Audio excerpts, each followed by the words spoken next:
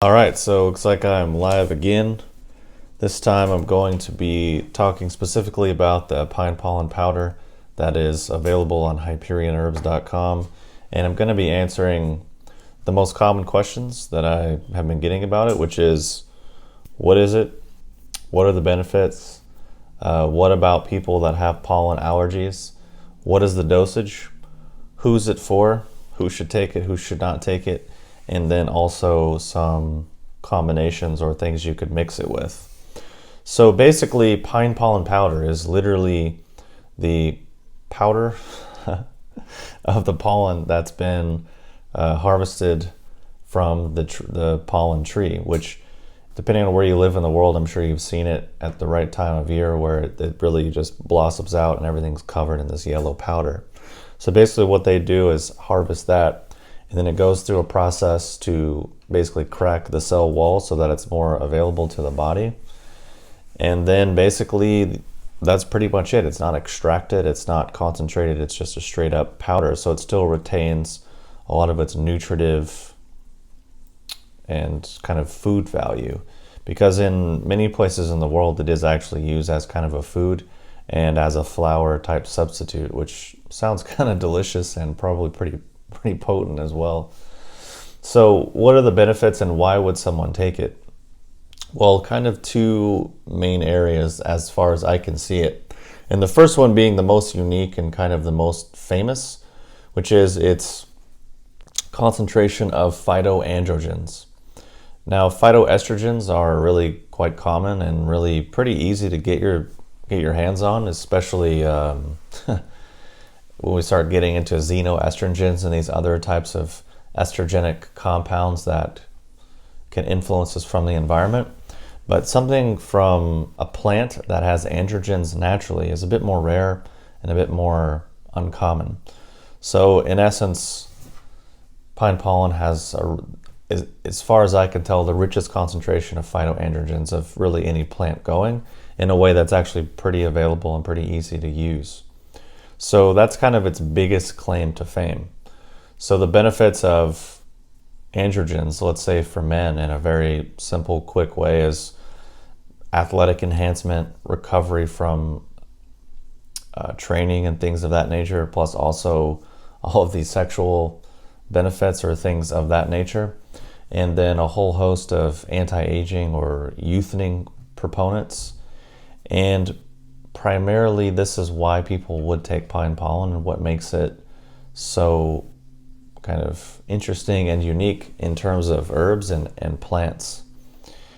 And for women, they can also take it as well, but typically at lower dosages, since they're not really going to be needing to mass dose testosterone or DHA or these other things. But there's actually a lot of cases of women taking it in lower doses and actually getting benefits as well, and relief from menstrual issues and getting it boost to their libido and fertility and things like that. And one of the main reasons that I think pine pollen is more famous now is because I think we're at a point in time where estrogenic influences from the environment are typically at an all-time high, and people's nervous systems and endocrine systems are really overworked and stressed as a result, plus the just amount of mental stress and mental energy that we all tend to run on a regular basis. It's a bit draining and taxing to our nervous system and our endocrine system. We're interacting with soft plastics all the time and basically just getting bombarded with xenoestrogens, meaning estrogenic compounds from the environment. So something like pine pollen is a good addition or a good sort of protection strategy or a good supplement against a lot of these things, if for someone who is concerned about those types of things, which, let's face it, not everyone is, but many of us are. So that's kind of one fraction of its benefits. The other side would be its usage as kind of a nutritive supplement or a really powerful superfood, let's say, because of all the vitamins and minerals and antioxidants and other beneficial compounds that it actually does contain. Which, if you want to learn exactly what all of those are, just go to the link below or go to HyperionHerbs.com and it's all on the product page. I'm not going to sit here and listen and list vitamin A, vitamin B, vitamin D, vitamin da da da da da da. Like, I'm not just going to wrote that out because you can just read it. I think, what was their question? How can I tell if I have plastic or other similar toxins in my body? Typically, that would be at the far end. There are some people that hypothesize that cancers and tumors and these types of growths are actually as a result of too much estrogenic compounds in the body. So that's one way of looking at it. And there's a lot of people that will do not like androgen therapies necessarily, but do things like diindolylmethane or indole 3-carbinol, or all of those types of things, and other sort of compounds, trimethylglycine, MSM, etc., to help remove some of that excess stuff from the body. But typically, there will be a decrease in libido, fertility, increase in body fat, and these types of sort of indicators of, let's say, lessened endocrine function that would be associated with the potential link to too many xenoestrogens being absorbed by the body. So the next question, the next thing that comes up is, obviously a lot of people have pollen allergies and seasonal hay fever and these types of things. So can they take pine pollen in this case? So basically, generally yes, depending on the severity of the allergy. And how you would test that is just take a small amount, either under the tongue or in some hot water or in a blended drink, and then see if you have an allergic reaction or you get sort of stuffy. If that's the case at a very small amount, then it's probably not going to be a good thing, though that is a bit more rare. Most people who do have these allergies actually take pine pollen and notice that it improves their allergies, strangely enough. So that's the way to test, and that's just the way to figure out. And the thing is with herbs and supplements is they don't work for everybody, and that's just kind of a common basic thing that I think everyone needs to understand. Like, aside from water and sleep and food and air, there's not many things that are necessarily across the board beneficial for everyone. So next up, we'll get into dosage. So there's a wide range of dosage that we could take. I'm just going to turn off my stove real quick. There's a wide range of dosage that we could take depending on what the actual goals or desired outcome would be. There's what I consider maintenance basic level, which would be like 1/2 to 1 teaspoon per day, which is nutritive and supportive. That's a reasonable daily dosage. But if we're going to try to do something more where we want a stronger androgenic effect, or maybe you're just crazy or adventurous, then we'd start to get into 1 to 2 tablespoons at a time. Would be sort of more of the heroic upper end of the dosage, where you'd probably get a much stronger androgenic effect. And that's sort of both ends of the spectrum. Personally, I stay way on the bottom end, because for me, I don't really need a strong androgenic effect, or I don't desire a lot of stimulation. So, and I'm also, in my mid-30s, so I don't really need it. So the other side of it is just staying in that nutritive thing, but also the other thing is there if you feel like you actually need it. So who should take it, who can take it, who should not take it? Well, I think if we're over 30, then it's more doable. If you're a male or someone who's under 30 or like 18 or 20 or in your 20s, it's probably not necessary unless you've actually been tested and worked with someone who's given an actual diagnosis of a real androgen deficiency or some significant hormonal imbalance. Because there's a big thing that happens that is quite common. You read about it online, and I see it from clients and in this world, is people self-diagnose themselves all the time with the wrong thing. Or what happens is they're so addicted to this high level of stimulation and actually overstimulation that becomes their normal. So that if they drop below it to anything closer to normal or balance, they think they're sick or unhealthy. And a real common thing that shows up is men with like a sexual addiction or a porn or masturbatory reflex, where they just get kind of obsessed with their libido, and they're kind of masturbating multiple times per day all the time.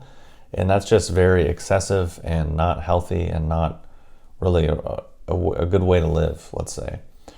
So then I can't tell you how many people over the years who've come from that programming. They'd be like, oh, I've got Jing deficiency. I've got all these things. I need pine pollen and Tongkat Ali and all these things to help boost me up. And it's like, that's not correct. That's not what you need. You need some behavior modification, some mindset, some relationship modification. You need to address those things and also just rest and like live a more normal life and not blast yourself with androgens to maintain this excessive level of stimulation. So that's definitely one category of people that I would say don't really need it or shouldn't necessarily take it. But definitely middle-aged men or men who legitimately are going through or have gone through andropause can be beneficial. People that are doing a lot of training, people who are very athletic or inclined in that capacity, or people who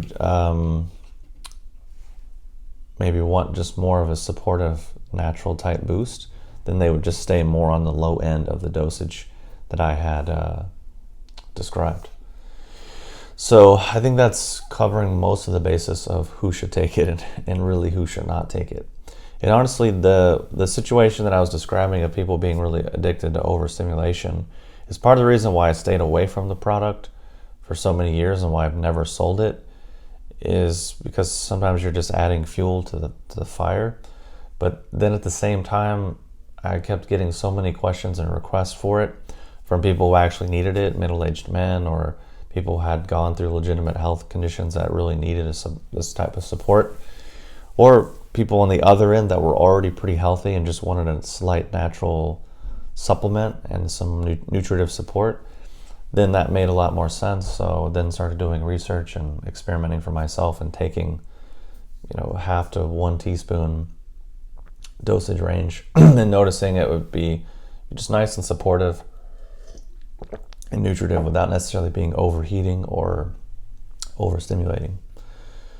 So the last thing is combinations. You could absolutely combine it with the cordyceps. That would be a pretty energizing androgenic type of combination. Also the nettle root extract. That would be a really good one because the nettle root has the sex hormone binding globulin type activity that can help actually bind to the thing that is binding to the free testosterone in the first place.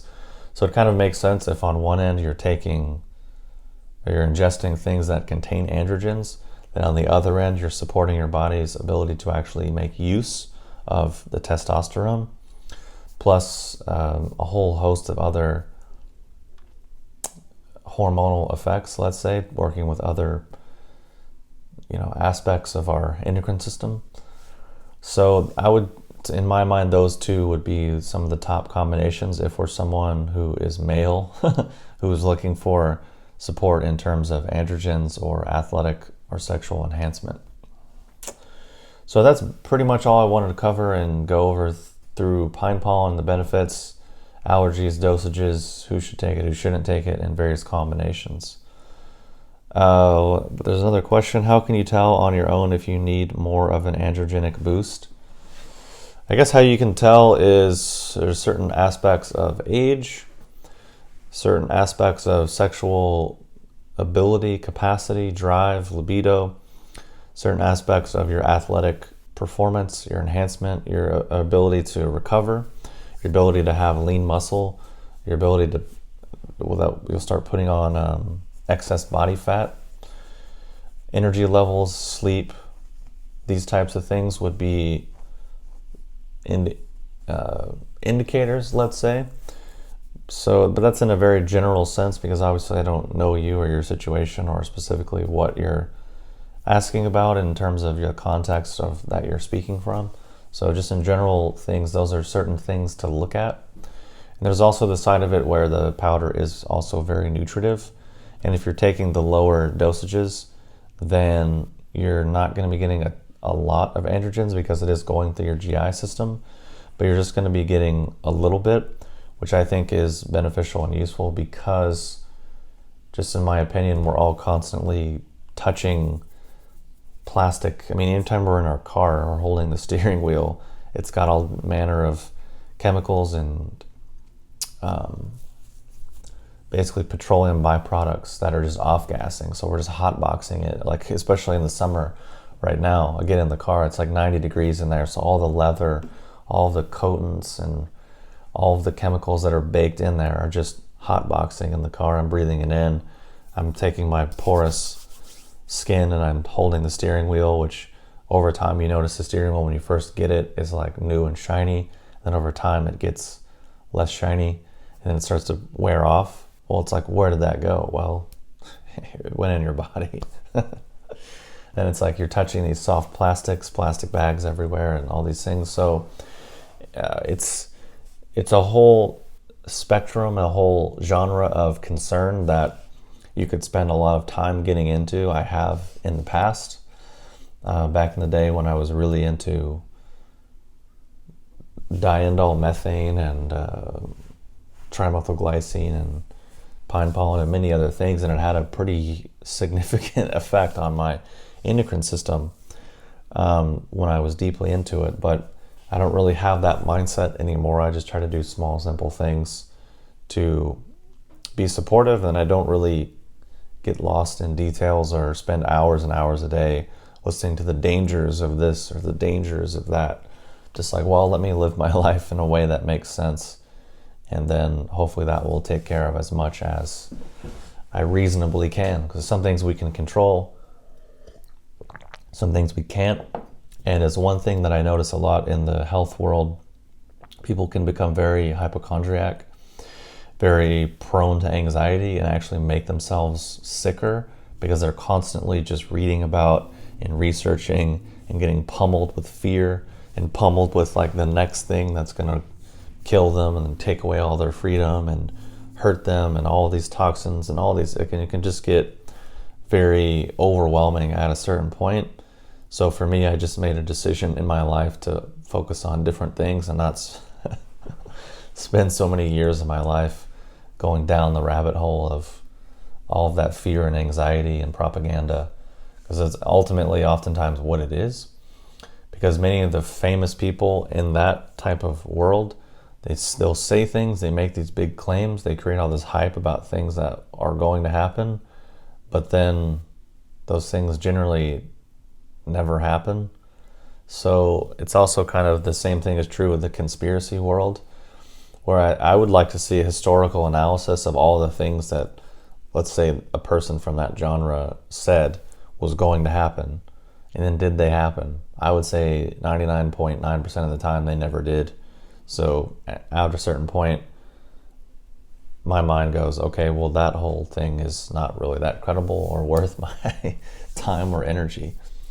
So yeah, sometimes I just talk to people and deal with people, and they're like, have this exhaustive laundry list of issues, and sometimes it just comes down to chilling out and relaxing and changing our orientation to life a bit.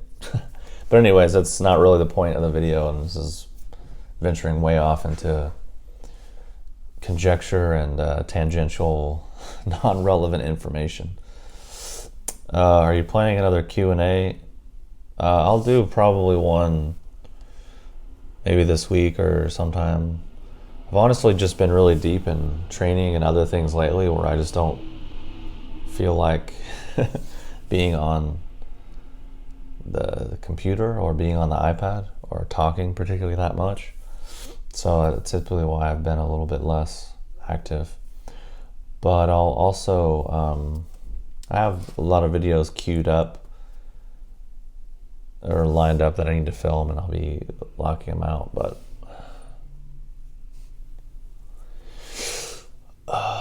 what can it mean if you need to go pee every 2 hours? Could mean that you have a normal functioning bladder. Not really sure what that question is indicating. But anyways, that's pretty much the extent of the video. I'll pop on again another time soon and do a Q&A and answer more of your questions. I just wanted to do this one to specifically go over those benefits and those aspects of the pine pollen powder. So definitely check it out, HyperionHerbs.com. For me, I'm going to go eat my breakfast now because I believe it is ready. So wherever you are in the world, hopefully you have enjoy the rest of your day. If you have any other questions, feel free to email me or reach out, and I will talk to you soon.